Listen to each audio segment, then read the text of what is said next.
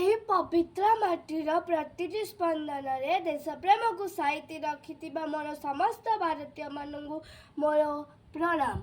ମୁଁ ପ୍ରୀତି ପ୍ରଜ୍ଞା। ମୋ ହୃଦୟର ସମସ୍ତ ଆବେଗದ ସହ ଆଜିର ବିଷୟ ବିବିଧତା ମଧ୍ୟରେ ଏକତାର ସ୍ୱର ବନ୍ଦେ ମାତରମ୍ ବିଷୟରେ କିଛି ଆଲୋକପାତ କରିବାକୁ ଯାଉଛି।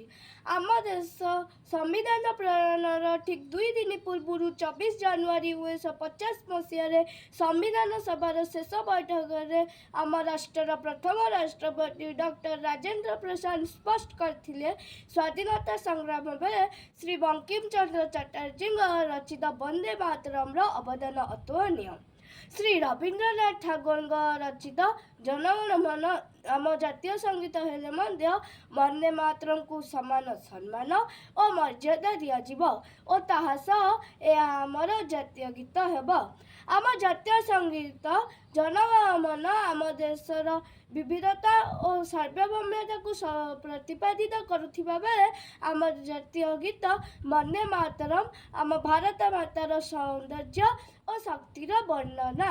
କାଶ୍ମୀର ଠାରୁ କନ୍ୟାକୁମାରୀ ପର୍ଯ୍ୟନ୍ତ ଆମ ଭାରତ ମାତାର କୋଣ ଅନୁକୋଣରେ ବିଭିନ୍ନ ପ୍ରକାରର ଭାଷା, ଜାତି, ଧର୍ମ, ବର୍ଣ୍ଣ ଓ ସଂସ୍କୃତି ଅଲଗା ଥିଲେ ମଧ୍ୟ ଯେତେବେଳେ ଦେଶର କଥା ଆସେ ସେତେବେଳେ ଆମେ ମିଳିମିଶି କହୁ, ଆମେ ଭାରତୀୟ, ଆମେ ଭାରତ ମାତାର ସନ୍ତାନ, ଜନନୀ ଜନ୍ମଭୂମିଶ୍ଚ ସ୍ୱର୍ଗଦପି ଗରୀୟସୀ।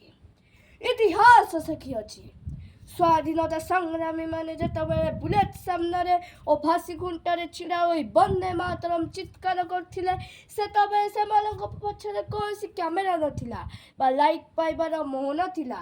ସେମାନଙ୍କ ଭିତରେ ଥିଲା ଏକ ଜୀବନ୍ତ ଆତ୍ମାର ନିଃସ୍ୱାର୍ଥପର ଦେଶପ୍ରେମ। ଯେଉଁଠାରେ ବିଭାଜନ ଚକ୍ରାନ୍ତ ଥିଲା ସେଇଠାରେ ବିବିଧତା ମଧ୍ୟରେ ଏକତାର ସ୍ୱର ବନ୍ଦେ ମାତରମ୍ ସତ୍ୟ ପ୍ରମାଣିତ ହୋଇଛି। ସେହି ଗୌରବମୟ ପୃଷ୍ଠାଗୁଡ଼ିକକୁ ପଢ଼ିଲା ପରେ ଓ ଆଜିର ପରିବେଶକୁ ଦେଖିଲା ପରେ ମୋ ଚିନ୍ତାର ଚିନ୍ତନକୁ ଏକାନ୍ତରେ ଉତ୍ତର ଦେବେ।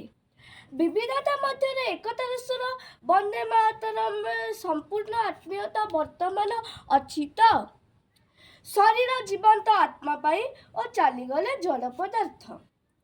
ଆଜିର ସମୟରେ ବିବିଧତା ମଧ୍ୟରେ ଏକତାର ସ୍ୱର ବନ୍ଦେ ମାତରମ୍ ସହ ଠିକ୍ ସେୟା ହିଁ ଘଟୁଛି। ସ୍ୱାଧୀନତା ଦିବସ ଓ ସାଧାରଣତନ୍ତ୍ର ଦିବସ ଦିନ ଆମେ ଗାଡ଼ିରେ ପତାକା ଲଗାଉଛେ, ସୋସିଆଲ ମିଡ଼ିଆରେ ଷ୍ଟାଟସ୍ ଦେଉଛେ ଓ ବନ୍ଦେ ମାତରମ୍ କହୁଛେ। ଏହା ହେଉଛି ବାହ୍ୟ ଶରୀର, କିନ୍ତୁ ପ୍ରକୃତ ଆତ୍ମା ହେଉଛି ନିଃସ୍ୱାର୍ଥପର ତ୍ୟାଗ, ସଚ୍ଚୋଟତା, ସାଧୁତା ଓ ଅନ୍ୟମାନଙ୍କ ପାଇଁ ସମ୍ମାନ ଓ ଭଲ ପାଇବା।